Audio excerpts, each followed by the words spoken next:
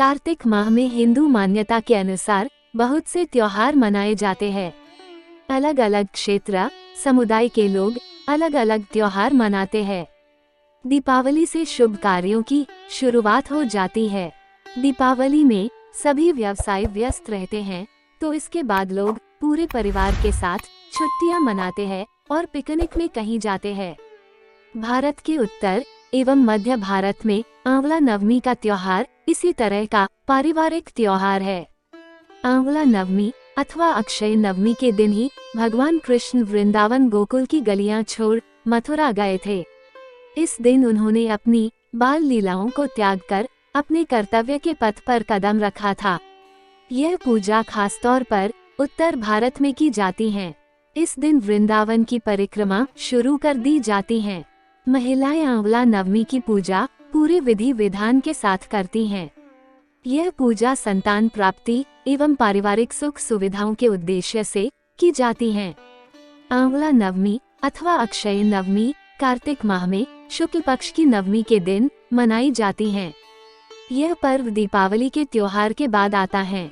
वर्ष 2023 में 21 नवंबर को मनाई जाएगी। इसी दिन के साथ भारत के दक्षिण एवं पूर्व में जगत धात्री पूजा का महापर्व शुरू होता है। यह पर्व भी बड़े जोरों शोरों से मनाया जाता है। एक व्यापारी और उसकी पत्नी जो काशी में रहते थे, उनकी कोई संतान नहीं थी। इसी कारण व्यापारी की पत्नी हमेशा दुखी सी रहती थी और उसका स्वभाव भी चिड़चिड़ा हो गया था। एक दिन उसे किसी ने कहा कि यदि वो संतान चाहती है तो वो किसी जीवित बच्चे की बलि भैरव बाबा के सामने दे, इससे उसको संतान प्राप्ति होगी। उसने यह बात अपने पति से कही, लेकिन पति को यह बात फूटी आंख ना भाई। पर व्यापारी की पत्नी को संतान प्राप्ति की चाह ने इस तरह से बांध दिया था कि उसने अच्छे बुरे की समझ को ही त्याग दिया और एक दिन एक बच्चे की बलि भैरव बाबा के सामने दे दी, जिसके परिणाम स्वरूप उसे कई रोग हो गए। अपनी पत्नी की यह हालत देख व्यापारी बहुत दुखी था। उसने इसका कारण पूछा, तब उसकी पत्नी ने बताया कि उसने एक बच्चे की बलि दी थी, उसी के कारण ऐसा हुआ। यह सुनकर व्यापारी को बहुत क्रोध आया और उसने उसे बहुत मारा। पर बाद में उसे अपनी पत्नी की दशा पर दया आ गई और उसने उसे सलाह दी कि वो अपने इस पाप की मुक्ति के लिए गंगा में स्नान करे और सच्चे मन से प्रार्थना करे। व्यापारी की पत्नी ने वही किया। कई दिनों तक गंगा स्नान किया और तट पर पूरी श्रद्धा के साथ पूजा की। इससे प्रसन्न होकर माता गंगा ने एक बूढ़ी औरत के रूप में व्यापारी की पत्नी को दर्शन दिए और कहा उसके शरीर के सारे विकार दूर करने के लिए वो कार्तिक मास शुक्ल पक्ष की नवमी के दिन वृंदावन में आंवले का व्रत रखकर उसकी पूजा करेगी तो उसके सभी कष्ट दूर होंगे। व्यापारी की पत्नी ने बड़े विधि विधान के साथ पूजा की और उसके शरीर के सभी कष्ट दूर हुए। उसे सुंदर शरीर प्राप्त हुआ, साथ ही उसे पुत्र रत्न की प्राप्ति भी हुई।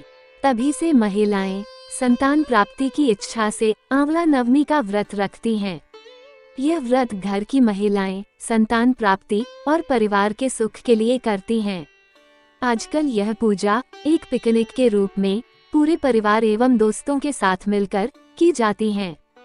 आंवला नवमी की पूजा में लगने वाली सामग्री कुछ इस प्रकार हैं। पहला, आंवले का पौधा, पत्ते एवं फल, तुलसी के पत्ते एवं पौधा। दूसरा, कलश एवं जल। तीसरा, कुमकुम, हल्दी, सिंदूर, अबीर, गुलाल, चावल, नारियल, सूत का धागा।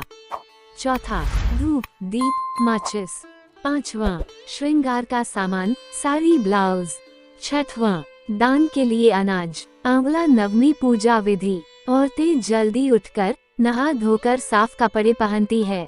इस दिन आंवला के पेड़ की पूजा होती है और उसी के पास भोजन किया जाता है। तो इस दिन पूरा परिवार ऐसी जगह पिकनिक की योजना बनाता है जहां आंवला का पेड़ होता है। कई लोग अपने दोस्तों, क्लब वालों के साथ इस त्योहार की योजना बनाते हैं और किसी फार्म हाउस या पिकनिक स्पॉट में जाते हैं। पूरा परिवार नहीं जाता है, तब भी औरतें तो इस दिन को बड़ी धूमधाम से अपने मित्रों और परिवार के साथ मनाती है। जो लोग बाहर कहीं नहीं जाते हैं, वे घर में आंवले के छोटे पौधे के पास ही इसकी पूजा करते हैं और फिर भोजन करते हैं। पूरे परिवार के लिए यह एक पिकनिक हो जाती है, जिसमें औरतें घर से खाना बनाकर ले जाती है या वहीं पर सब मिलकर बनाते हैं। आंवले के पेड़ की पूजा की जाती है। उसकी परिक्रमा का विशेष महत्व है। आंवले के वृक्ष में कच्चा दूध और शुद्ध जल चढ़ाया जाता है। पूरी विधि के साथ पूजन किया जाता है। श्रृंगार का सामान एवं कपड़े किसी गरीब सुहागन अथवा ब्राह्मण पंडित को दान देते हैं। इस दिन दान का विशेष महत्व होता है। गरीबों को अनाज अपनी इच्छानुसार दान देते हैं। कच्चा सूत या लाल मौली के धागे से इसकी परिक्रमा करते हैं।